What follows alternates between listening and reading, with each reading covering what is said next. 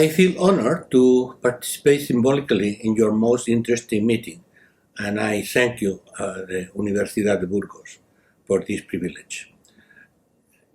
We know that one of the major transformations currently taking place in the world is the digitalization of almost everything. And this is one of the lines that our government is trying to develop. However, it's not digitizing for digitizing. It's digitizing at the service of economic and social development, also taking into consideration environmental preservation. And in that sense, your scientific meeting is particularly relevant and particularly connected to which the government is trying to do. So I joined you in your endeavor, and I hope that you will have a very fruitful meeting, and I will be glad to follow the results of this meeting and act on them within the government framework. Thank you very much and good luck.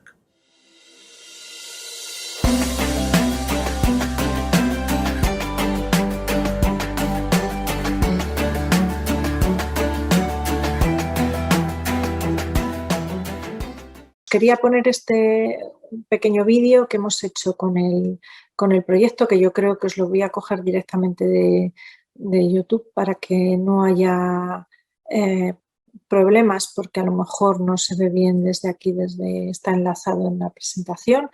Y luego pasaremos a comentar brevemente la interfaz, un poco para que os hagáis idea de cómo es realmente, ¿no?, ese diseño web que hemos hecho para nuestras cadenas de valor forestales. Un segundito.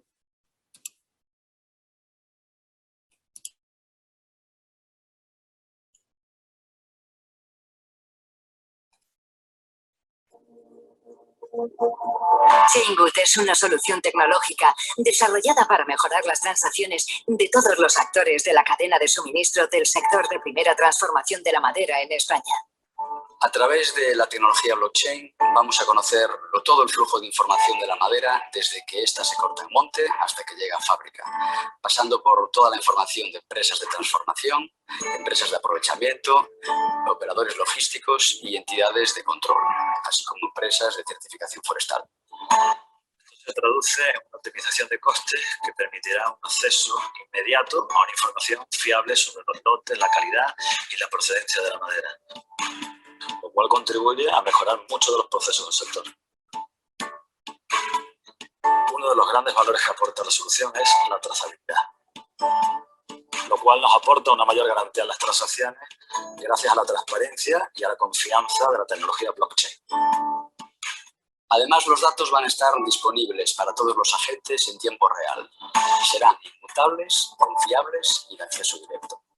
El desarrollo de Chaingood ha sido posible gracias a la creación de un grupo operativo financiado por fondos FEADER a través de la Dirección General de Desarrollo Rural, Innovación y Política Forestal del Gobierno de España.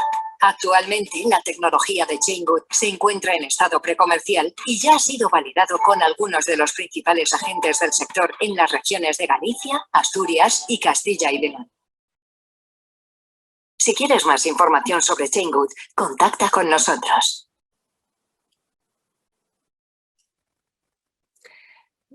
Una vez ya visto el vídeo general, ¿no?, del proyecto, ahora vamos a pasar a dar una pequeña pincelada solo para que veáis un poco cómo es la interfaz de nuestro proyecto. La interfaz sería así: el nombre, tú pondrías tu usuario, tu contraseña, entrarías aquí, veis, propietario forestal.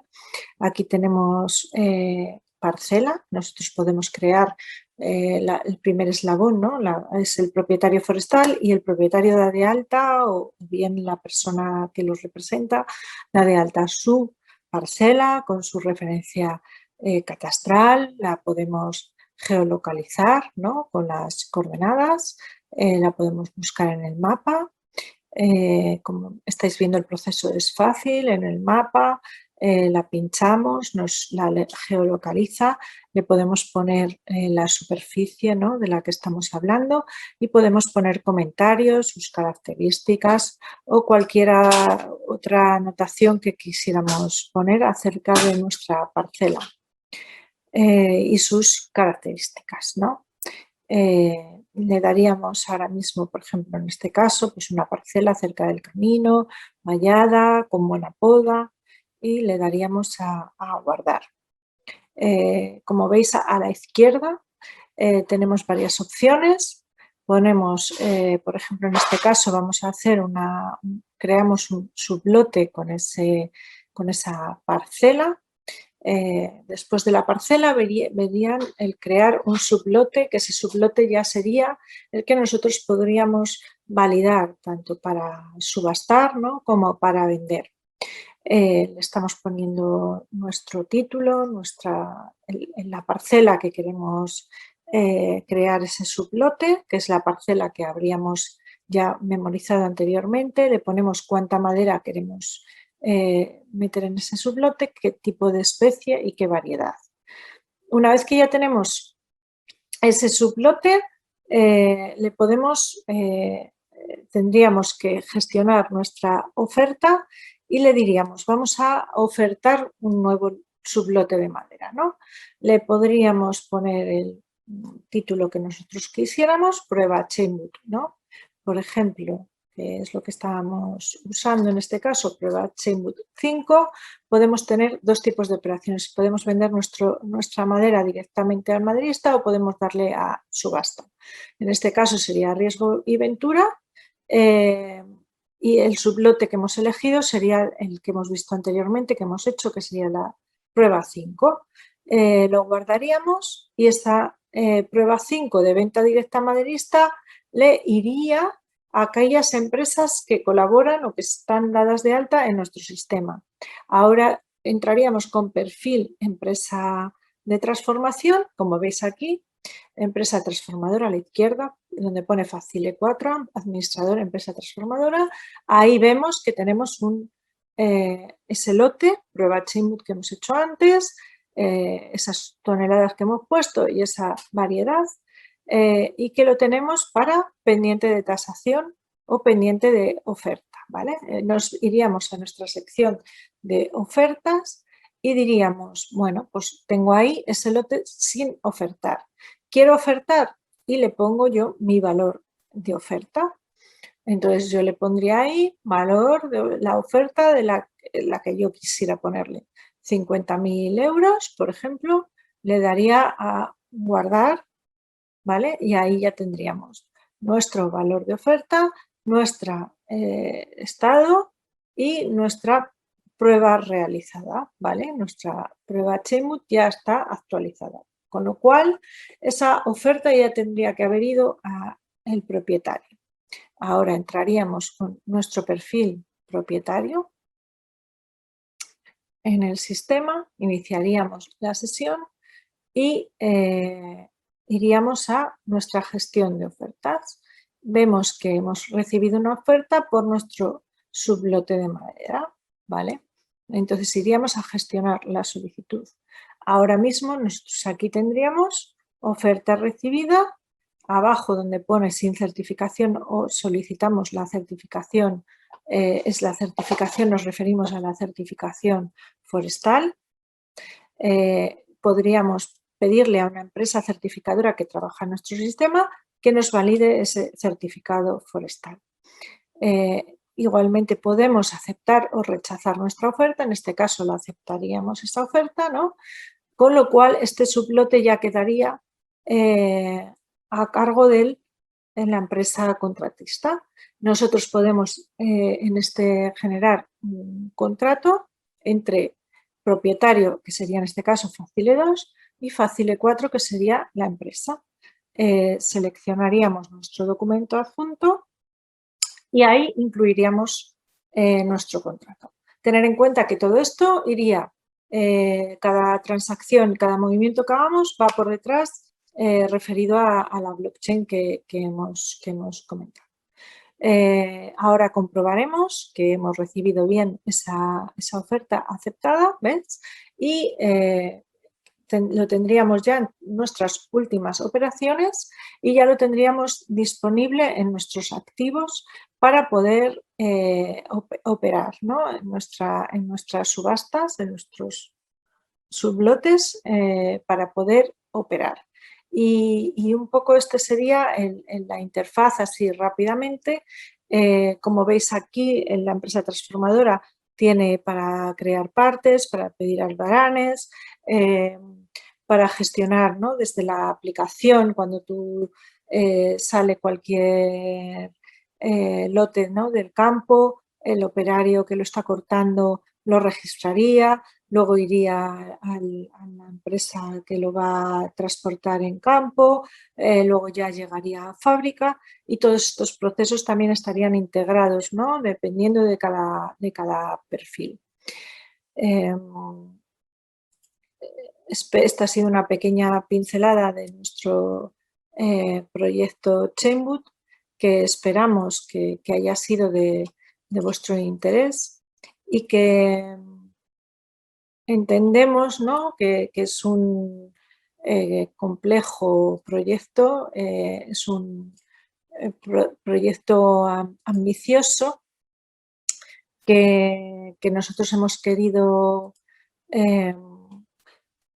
iniciar, ¿no? y compartir con todo el sector y que a partir de ahora esperamos poder reactivarlo en una segunda fase que es necesaria, puesto que al ser tantos eslabones y tantos procesos, ¿no? los que llevan consigo este proyecto, pues vemos que necesitamos, ¿no? un apoyo para esa segunda fase que estamos intentando llevar a cabo entre todos los socios para eso, conseguir avanzar y conseguir llegar a la aplicación. Para ello creemos que es necesario, ¿no? que haya una difusión y divulgación de este proyecto, que dentro del sector haya conciencia de que es necesario que todas las transacciones y que toda la logística, ¿no? esté lo más controlada posible y bueno, pues esperamos contar, ¿no? con la colaboración y el interés también de los socios del proyecto y que bien para nuestro sector forestal o bien para cualquier otro producto agrícola, ¿no? que pueda ser interesante este proyecto, pues os podéis poner en contacto con nosotros y nosotros estaremos encantados de poder apoyar el proyecto que sea y de poderos orientar. Y igualmente, si estáis interesados y sois del sector forestal, poneros en contacto con nosotros y nosotros os podemos demostrar, ¿no? este proyecto in situ en campo y podemos llevar a cabo una demostración. Encantada de haberos compartido, ¿no? este espacio con vosotros y esperamos tener noticias y comunicación de todos vosotros. Un saludo.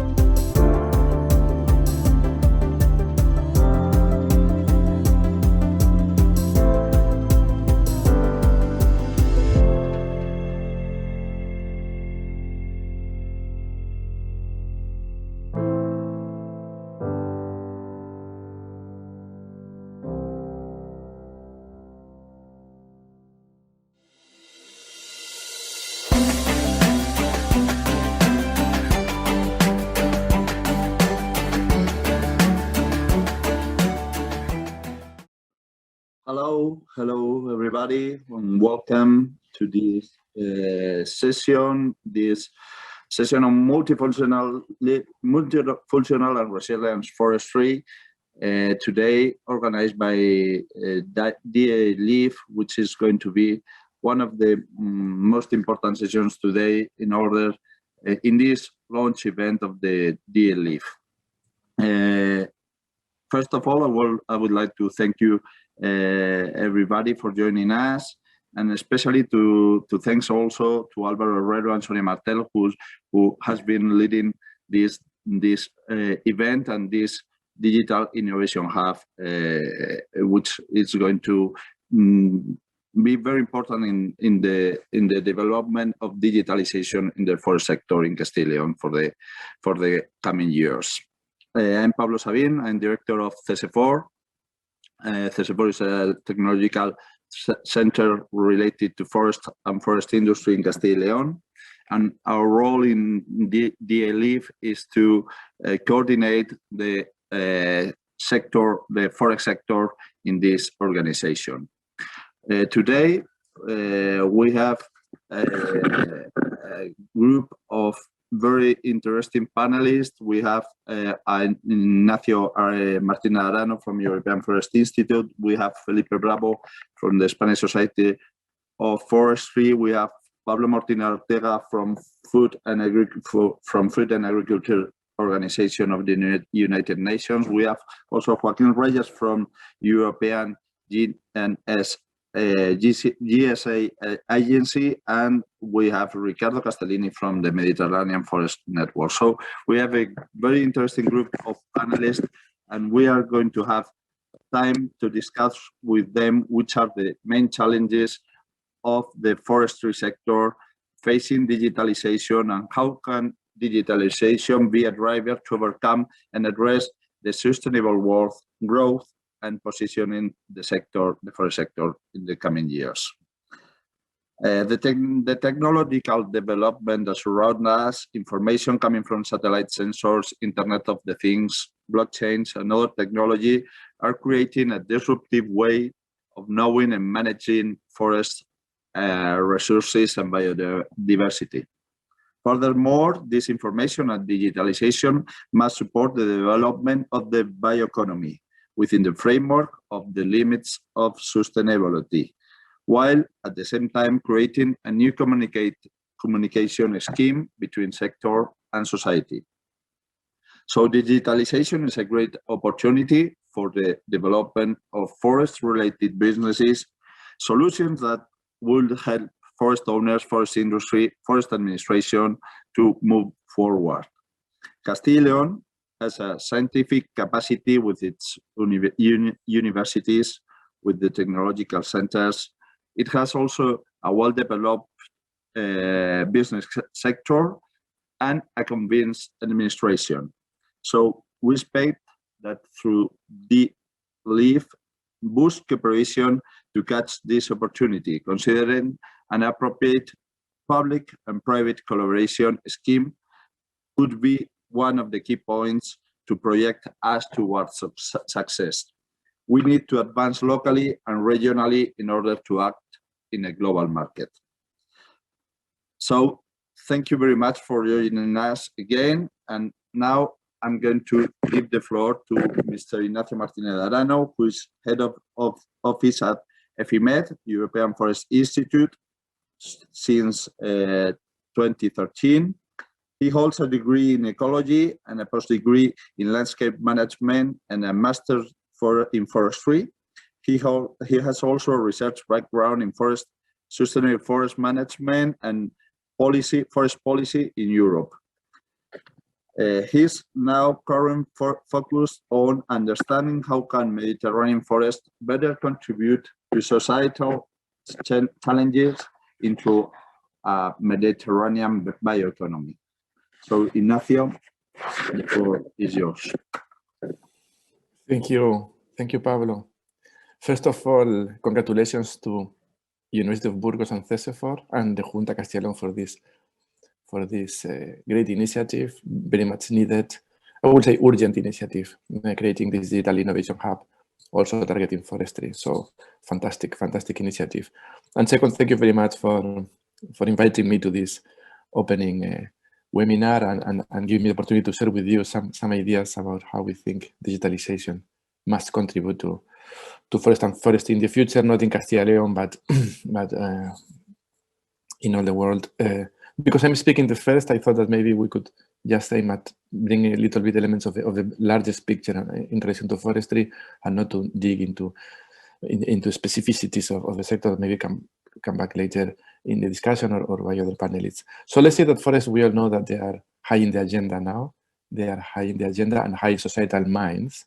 So let's say the interest and relevance in forest is growing, and many different sectors and stakeholder types are interested in it. And it's because forests are in the crossroads, and they are much linked to all societal challenges from multiple perspectives. So if we look at the main drivers that are placing forestry in the picture and that are giving us different perspectives on it and are increasing the relevance, we can say that the first extremely important driver is, of course, climate change. And climate change brings twofold opportunities. It brings challenges, disease, pests, storms, fires to some extent, of course. And here we need increased resilience, we need monitoring tools, we need early warning tools, we need many digital solutions to better manage and cope with climate change, of course. But it brings also opportunities in terms of we need to store more carbon, we need to mitigate climate change, but we need to construct this bio-based economy away from fossil fuels and non-renewables. And there are many opportunities also open for forestry. But of course, these opportunities will not happen by themselves. There will be many framework conditions, and many barriers need to be overcome for forestry to play a significant role. And I come to this in the next drivers. So climate change is clearly put in the picture and is clearly demanding digital solutions. But second driver maybe is globalization. Globalization means global value chains, means fierce competition in the markets with other good products, other bio-based products and other different solutions. And here, of course, globalization also means access to technologies worldwide, to digital technologies, to biotech technologies, to nanotechnologies that we will shape the future economic development and the future probably development of industry. So here we need to aware that Southern Europe, Spain, the Mediterranean region is having always this structural unemployment, and new areas of the world are really increasing in competitiveness, and to stay in the market is totally necessary to catch up and to find new ways, new niches, new solutions. And here, of course, digital solutions have a big role to play. So with change example, of course, we need to streamline the value chain arrangements. We need to improve our supply capacity. We need to identify new sources of value. So to profit from, to face globalization, no doubt that we have quite many digital solutions to develop. Maybe the third big driver I want to mention is this tertialization of economy, service first. I think if we think about wood, we can really realize that the value today is never on the natural resource, it's never on the raw material, it's not even in the product. The more and more the value is in the services attached. If we think of the value of a table, of a board, wood board, or we think the value of a prefabricated house.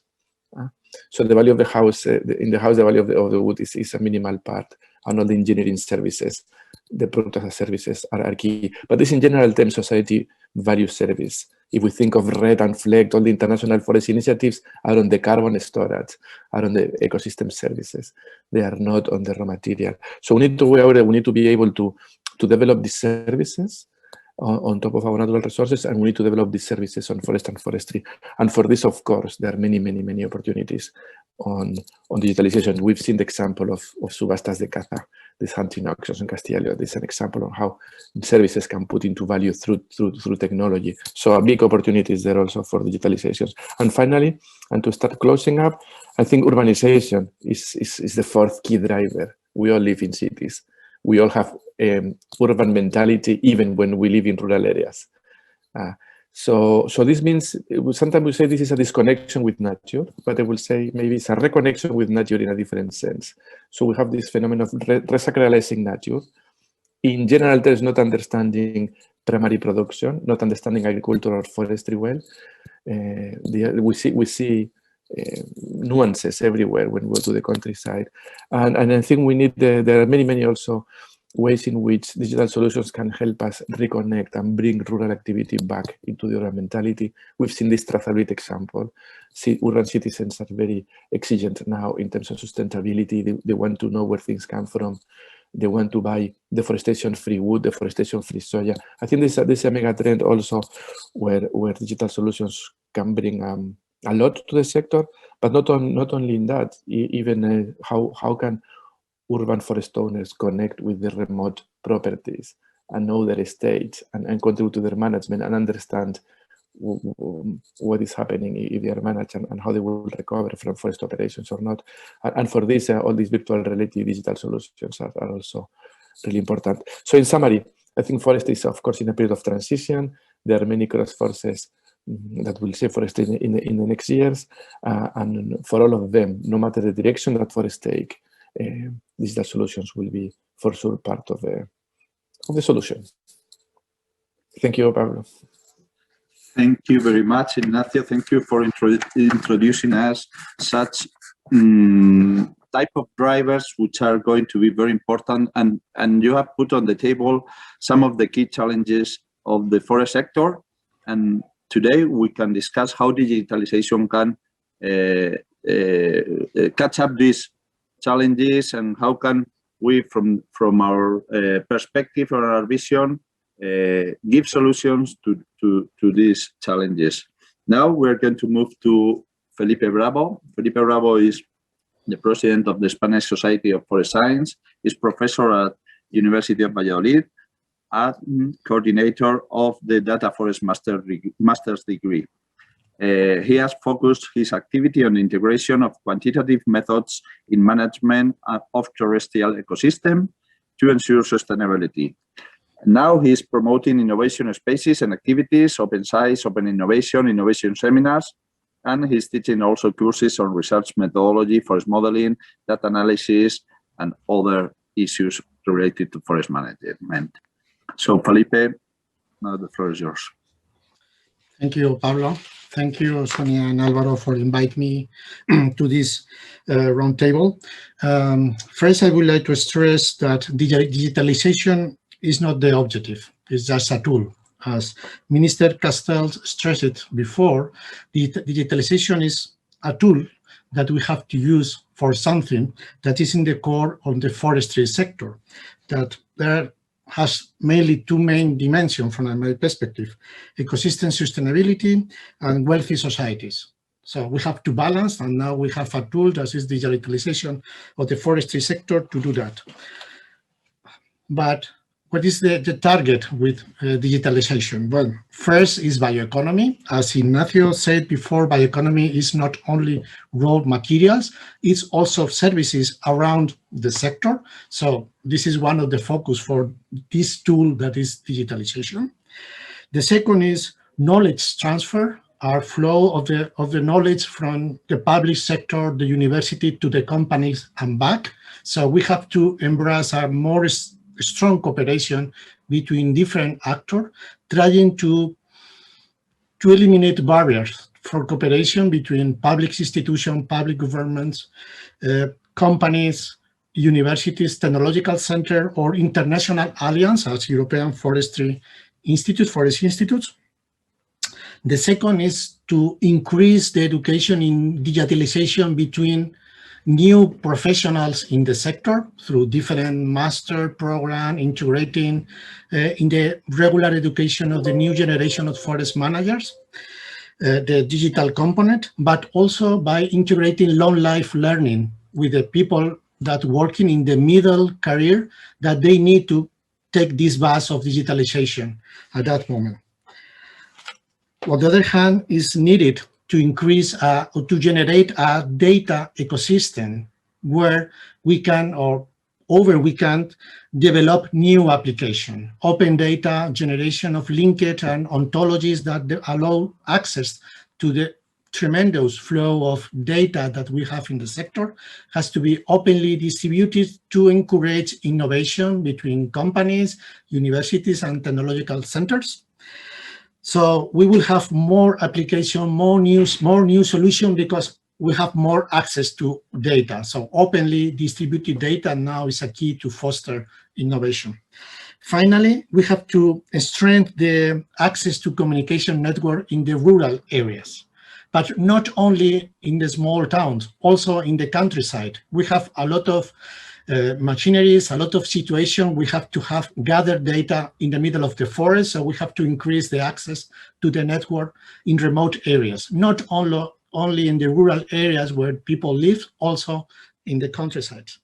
If we are able to do that, and I think that Europe has the opportunity to that, because we have a very good ground to do that with educated population, access to technologies, and an opportunity to be a strong player in the data ecosystem worldwide. I think if we do that, we will gather different benefits at the sector level. The benefits, or the main benefits that I see from our perspective, is we will increase the skills in our sector. We will have a skillful sector ready to compete in this tertiarization of the economy, as Inazio stated before, and not only an actor or a passive user of technology. We will be able to develop tailor-made technology for our sector. We will increase the competitivity of our sector in the broad scale, trying to attract the interest of the society as a whole on our sector. We will increase, or we will provide accurate data for increase the public discussion and the proper political decision through accurate and adequate data. And we will increase the productivity of every actor in the sector by increasing collaboration between actors. I think the public-private has to break this situation that the public put money and the private company try to get to make business. It's more than that. It's a more strong cooperation. And also we will have a more balanced demography in our societies, with people more evenly distributed between different geographical areas, but also with people more evenly distributed between different cohorts. That is one of the problems. I think that from now is enough. I'm open for the discussion, and I'm waiting for new information from the other panelists. And at the end, I will participate in the discussion. Thank you so much. Thank you very much, Felipe, and thank you for highlighting one of the key points in the digitalization of the forest sector, which is data. We need data. We need to gather this data harmonized. We need to put this data on the table to be used by many people and many scientists and organizations in order to push forward to improve technology. And now we are going to move to Pablo Martín-Ortega. Pablo Martín currently works as a remote sensing specialist for monitoring ecosystem restoration in the Forestry division of FAO. Pablo holds a diploma in forest engineering from University of Valladolid, but he has traveled a lot. He has a master's degree in European forestry from the University of Joensuu, and SLU in Sweden, and he's currently finishing his double PhD degree between the Technical University of Madrid and Montpellier. He has a strong experience in the use of remote sensing to monitor forest resources and land cover change, with a special focus on deforestation and forest degradation. He also acts as a consultant for private company and forest engineer in Spain. So Pablo, now the floor is yours. Many thanks. So first, I would like to thank the Digital Innovation Hub and congratulate them for this opportunity. And I will be representing FAO in this presentation and showing you a global initiative that we will be launching soon, very much in line with all that you have discussed about data and sharing data and standardizing processes and information.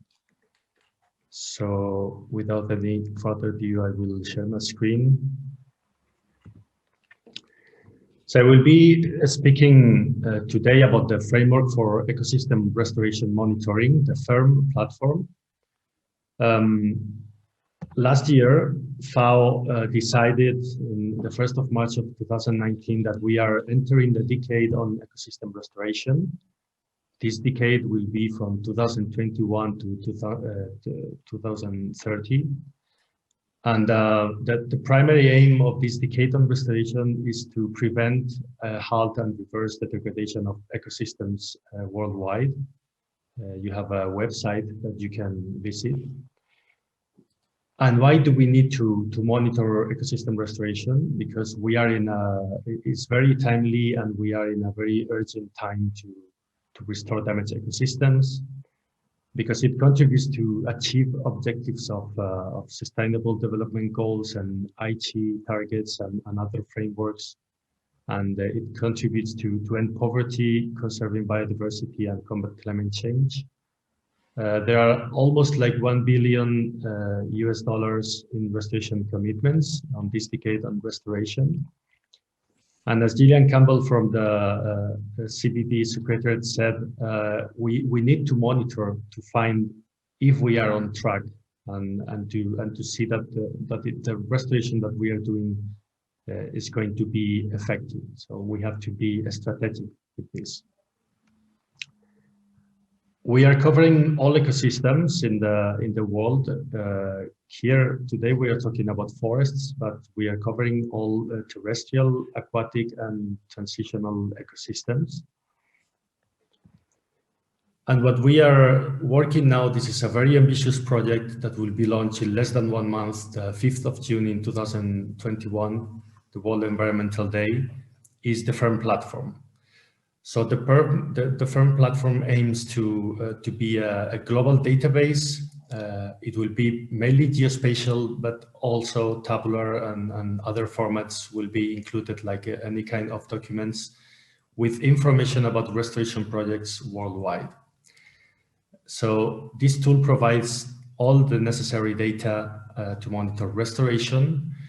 And we have done a strong and very deep analysis of indicators from different frameworks and international standards to show some indicators that will be basic or will be, let's say, the most frequent targeted by the different projects and countries in the world. And that will help you to monitor if your project, your restoration project is going well or not. So the objectives of this platform is to provide this updated information on ecosystem restoration and act as an umbrella platform. It will integrate international frameworks like Sustainable Development Goals, HE goals, bone barometer. We have around 50 frameworks already analyzed right now. And it combines latest innovative tools and social, not only biophysical, but also socio-economical, and very based as well in remote sensing information, and enables knowledge and technology transfer, something that was highlighted in the previous talk, so that people can access in the field, in the farms, etc., which is very needed. So one example of how this platform can be useful, we have developed a module that calculates the indicator 15.3.1, which is within the SDG goal 15 that promotes life on land. So this indicator measures vegetation productivity, land cover, and soil organic carbon.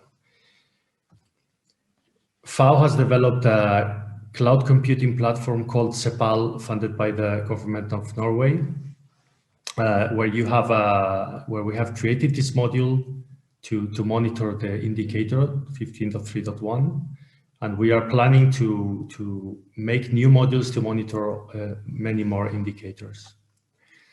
So here you have an example of a forest fire, and we can use the CEPAL platform within the platform, the FERM platform, to monitor how a forest fire of 1,000 hectares in 2020 degraded very much the soil and the productivity in that area. So basically, as a final message, we would like to Europe and the government on Spain and everybody in the Digital Innovation Hub to contribute to the firm platform. This is open to any user to freely upload any restoration project.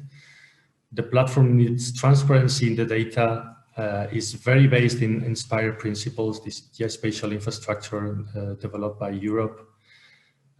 So we are eager to have your contributions and to see how we can collaborate to develop this further. So thank you very much.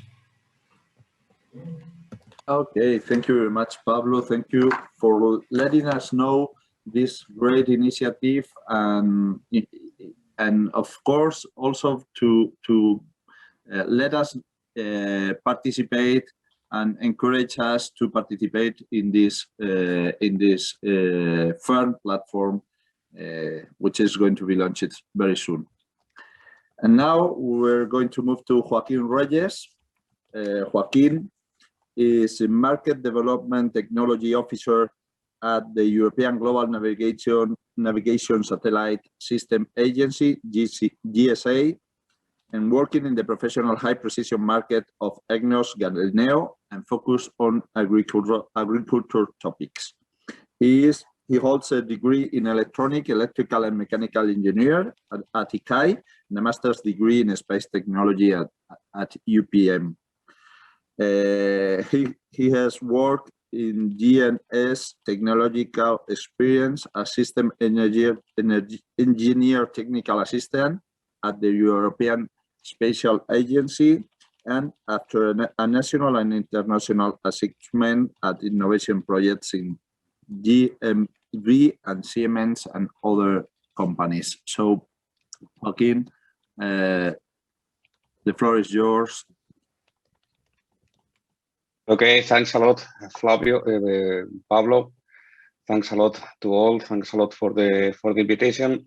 And last but not least, thanks a lot to allow me to present what we are doing as European for digitalization and this forest market segment. So I will share some slides just to help me to guide and even to control the time.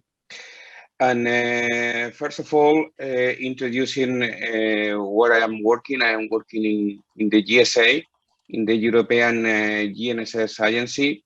We are located in Prague, but we have premises around Europe because we are a European agency. We need some redundancy, so we need to work basically everywhere close to the users and understand what the user needs and how we can link these needs to the users and how we can help them in this let's say digitalization topics and how to enable these tools that we are discussing today.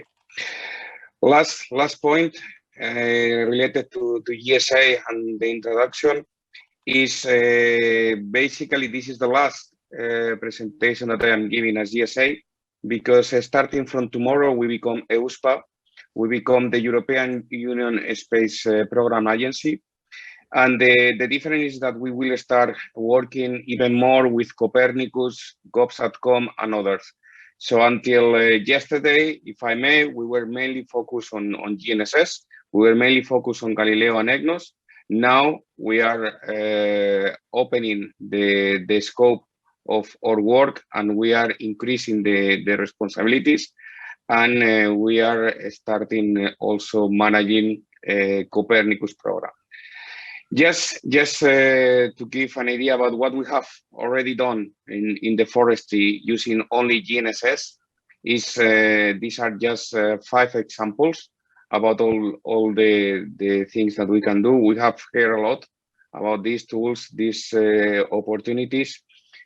And what we want to really remark here is all this is possible thanks to the satellites. I mean, don't forget that the satellites are flying. Don't forget that these services are provided for free, and these services are funded by the European Commission budget. So please allow me to remark that every, let's say, segment has the importance, and it's really important to know what we are doing on the Earth, but also what we can do and how we can improve on the technology that we have in the space. Okay, then talking about what are the next steps? I mean, what are the trends? What are the tendencies that we are now working on? I mean, it's not only considering the satellites, it's how we can use the satellites and we can put all together, all in the same picture, and just analyze what are the synergies between the Earth observation and the European GNSS services like Galileo and EGNOS. So here we are talking not only about the UAVs, not only about the real reference, we were discussing about the data, the synergies, the fusion with all the sensors that we already have, all the technology that we have, and automation and robotics. I mean, this is really a key point. I mean, you cannot really forget about how important it is to automatize all the things that we are doing, how to improve the quality of the life, and how we can combine all this with augmented reality and computer vision. So the last slide, because I don't really want to really spend too much time and just give the message that everything is all together, and forestry. We were hearing about this European Green Deal initiative that we have from the European Commission, that we should take care. We need to take care of the planet. We need to take care of the resources. We need to develop a more sustainable forestry strategy, and we need to improve. I mean, we need to be efficient, and we need to do more with less. I mean, less consumption, less wall, and do more in order to be more efficient, and then to improve in general the resources that we have. So nothing else, Pablo. I think that this is basically the conclusion. And of course, I remain available for any further discussion, any further question that you may have, and I will be here. Thanks a lot again. Thank you very much, Joaquin. Thank you very much for remembering us how important are the satellites and the effort that the European Commission, European countries have done into putting all these satellites and to give us information. It's obvious that the way we look to the forest has changed a lot, and I think for sure we are only seeing the tip of the iceberg, and the huge changes are going to arise in the coming years. And now we are going to move to the last panelist today, which is Riccardo Castellini. Riccardo is colleague at Cesefor, but he's also member of the Secretariat of the Mediterranean Forest Model Forest Network, on which behalf he participates today in this event. Riccardo is doctor in law. He is expert in international relations, fundraising, designing and management of European projects. So, Riccardo, the floor is yours. Thank you, Pablo. Good morning, everybody. My pleasure to be here with all of you. Thank you very much for the opportunity to establish connection. Well, in fact, I guess my role today is to point out the importance of networking in general. This initiative, the Digital Innovation Hub, is new, and I guess it needs to make links with active networks in Europe. And so I'm here on behalf of the Mediterranean Model Forest Network and also the Rosebud Network. I know that in the parallel session, Fabio Boscaleri is talking on behalf of the ERIAF network, the European Network Region of Food, Agriculture and Forestry. And so here we are all together with better intentions. Let's start from the International Model Forest Network. In this slide, you can see the current distribution of initiatives all around the world. The Model Forest Network is not dedicated to digitalization. Of course, it is a network of local sites convinced about this tool of rural and forest governance landscape. So it's a network dedicated to governance, but of course implicated in several initiatives dedicated to digitalization as well. Here you have our Mediterranean Model Forest Network, composed by 10 initiatives all around the Mediterranean, and so the model forests are, of course, pilot sites that can be used in several kind of initiatives, such as European project and so on. I would like to talk today about two European projects where the Mediterranean Model Forest Network is implicated. In this slide, you can see renovated communication channels. You can check out more by visiting our network and social channels.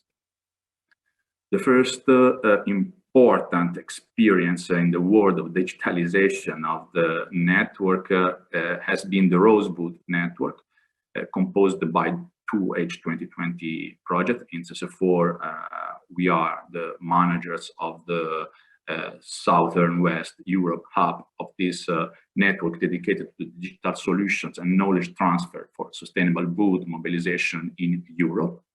The project is coordinated by a German lead partner called Steinbase. And well, in general, the project is dedicated to the digitalization of the wood mobilization sector for knowledge transfer, training, coaching, enabling practitioners to share their know-how. We are working on a platform in order to recollect really a lot of experiences, good practices, and innovation around the sector, and we hope to help any stakeholders to easily find any kind of information useful for this sector. I also would like to mention a new initiative where the Model Forest Network is implicated. We got approved a new H2020. This time is a research and innovation action called One Forest, managed once again from Germany by the University of Rosenheim, and we will start with a kickoff meeting in July 2021. This project is not really about digitalization, but about the multi-criteria planning system for a common forest management. So we would like to strengthen forest resilience by harmonizing the stakeholders' interests and ensuring sustainable wood materials flows. Stay tuned in the sense that I guess the Digital Innovation Hub, our Spanish one, could be a network of networks. Why not? It's important to establish connection with all these initiatives in order to stay tuned. Thank you, Pablo. That's all.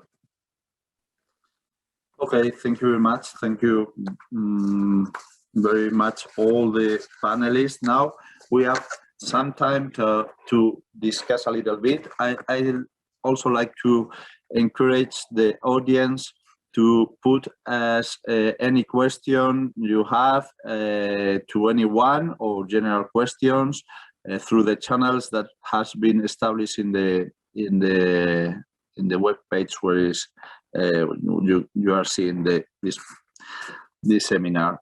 In order to break the ice and expecting the first question from the audience, I have one first question to Inazio.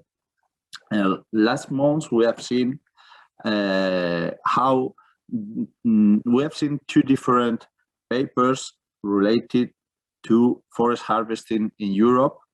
First one, which has highlight or has put has put in the public opinion the problems with the increment rate of harvesting in Europe up to 60%. But then we have another paper we has been promoted by EFI,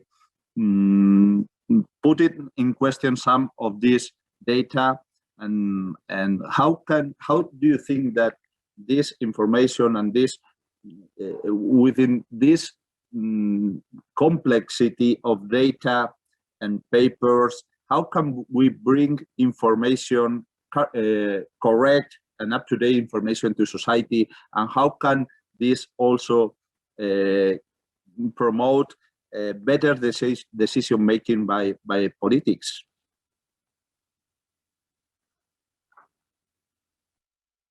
Sorry, I was muted. Thank you for the question. Yes, Pablo, you are referring to this to a paper published by GRC, a service from European Commission, that launched this abrupt increase in forest harvest, up to 60% in average, but even more in some countries.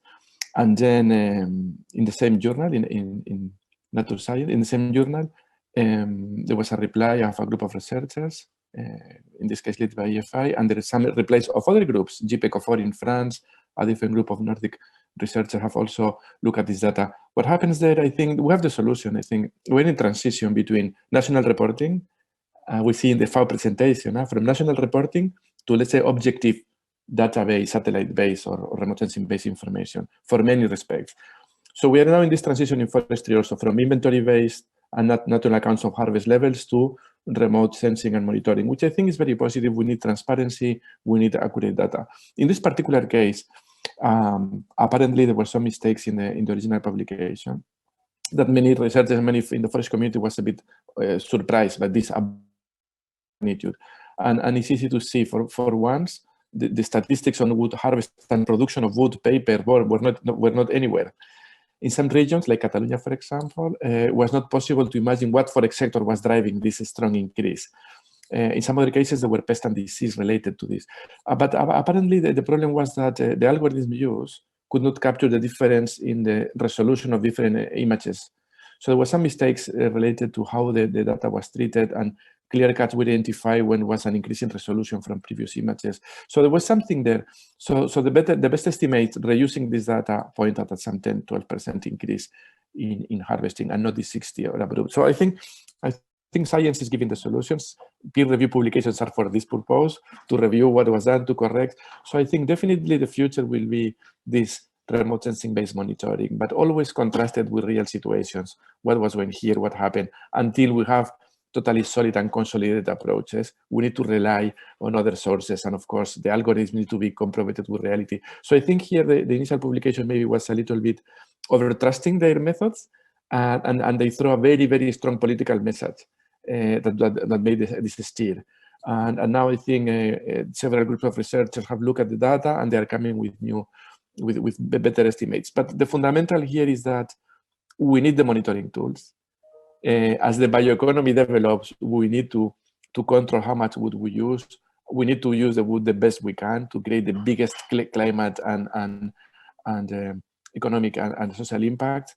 And we need this tool. The other lesson is that we really should look at these things in an objective way, not partisan. I think we have some mistrust in the table. Some people is looking at this from environmental, climate mitigation, carbon side, biodiversity, others from forest industry.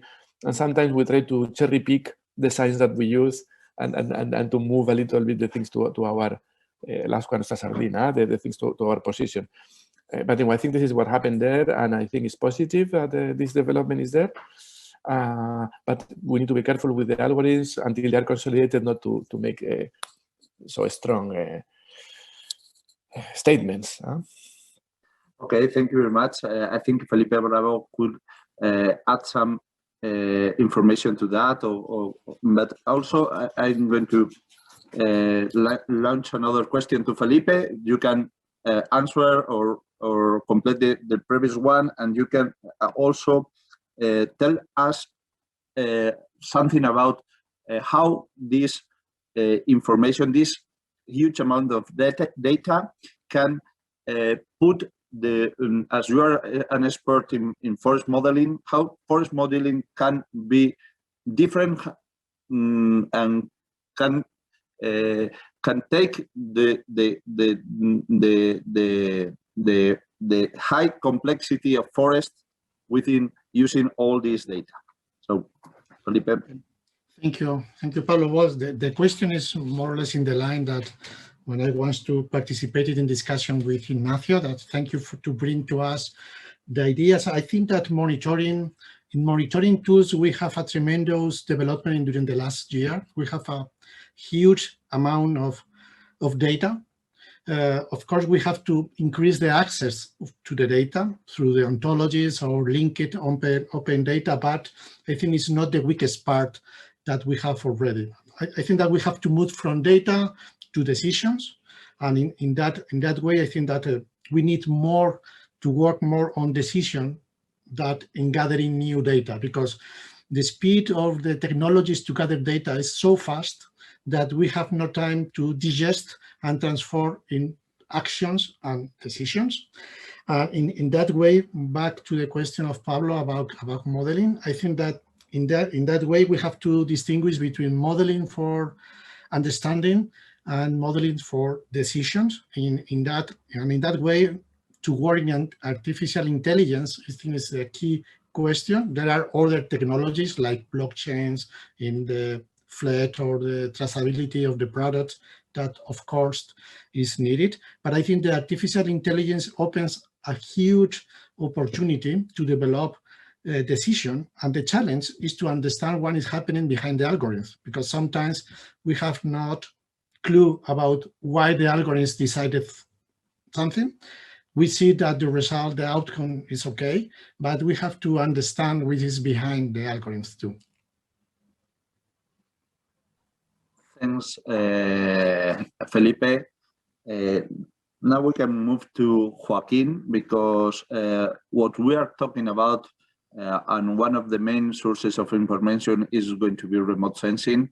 So, Joaquín, how can we foresee any forest information service provided by the European Commission or other agencies in order to give real-time information of what's happening on the forests of Europe, like providing more information that the each government have in each country? Okay, Pablo, thanks a lot for the question. I mean, I think that we already have 6 services dealing with Copernicus. I mean, if I may, the idea is not to open a new service for the forest. Is what we are calling the forest strategy, is how to use the current services in order to provide forest information. So we have basically the land monitoring service, that is one of the 6 services of Copernicus, and with this you can already have in plenty, I mean, a lot of information about forest management and all the ideas. And okay, maybe talking about the real time. I mean, real time is really challenging. I mean, especially talking about satellite information and so on. Just bear in mind that we have the satellite. The satellites are going around the Earth, and they are taking pictures. These pictures we need to really process the picture. Even we don't really have a complete and let's say continuous contact with the satellites. So the satellites are, if I may, sending the information in batches, and then you need to combine. And how you combine this information is up to the user. So what I would really like to remark is, okay, due to this limitation that we have, real time information is not mainly visible, but we are talking about hours of processing. So basically in 24 hours, you already have the information about what was happening yesterday. And the most important thing here is the historic data. I mean, all this data that we are talking about, that is roughly around 20 terabytes per day. All this data is being stored, and you can check and analyze what is happening. So considering that a forest is something that is growing through several years, it's really important how these Copernicus services can provide the historic data and how you can analyze this data in order to get the complete evolution and just to if I may, to take the decisions in order to analyze what you have to do and what you can do in the future, taking into account the information that we have. So this is basically the answer. Hopefully I reply. And okay. Thank you very much, Joaquín. Very interesting. Just to finish, two quickly questions. One for Pablo, Pablo Martín. As we have seen, this new platform, firm platform, is based mainly on remote sensing information, but I can imagine that in the coming years, we also are going to need to match this on the ground information with remote sensing information. So this is a thing you are thinking how to include this information in the platform in order to better understanding the changes. Yeah, so the idea is that we provide this platform to collect projects around the world about restoration, for example, reforestation, how the soil, the biodiversity is recovering after the trees were planted, or even cleaning of water or wetlands. So we not only covering terrestrial, but also aquatic ecosystems. And the issue is that this platform will be open so that anybody in the world can upload even a single GPS point or a shapefile, a spatial layer, and provide a minimum set of data. We will be generating spatial statistics and temporal statistics over that area. And the idea is that to get as many projects or as many spatial data around the world to really see that we are on track of achieving this restoration. And additionally, one thing that is very important, and I want to profit that the European Commission is here and the government of Spain, is that there is really, so we have myriads of data. We have thousands of data, terabytes everywhere. What we need is we need a strategy, we need a standardization, we need to all, I mean, being United Nations, we are promoting this, of course, and we have been following guidelines like Inspire for following standard rules. But we have, the message would be, we have a lot of data, we have to standardize this data so that we all can interpret what we have, and this can be exchangeable between us. And so I'm very supportive with what Felipe said before. And yeah, well, I think this is the main message of our platform as well. Okay, thank you very much. I have many other questions. I have some questions to Riccardo also, but unfortunately we have to finish. We have overpassed the time we had. So just to finish, that thank you very much all the panelists. Thank you very much for this interesting discussion. Always happens the same. The time is so tight, we don't have enough time to discuss, but at least we have put on the table key points and very important points on the digitalization of the forest sector for the upcoming years. Thank you very much all the audience for being there, and hope to see you soon. And we continue working on DIH-LEAF in order to promote digitalization in the forest sectors in Castile. Thank you very much. Thank you, Pablo, and thank you for letting us know how to read DIH-LEAF. DIH-LEAF. DIH-LEAF. Thank you. Thank you.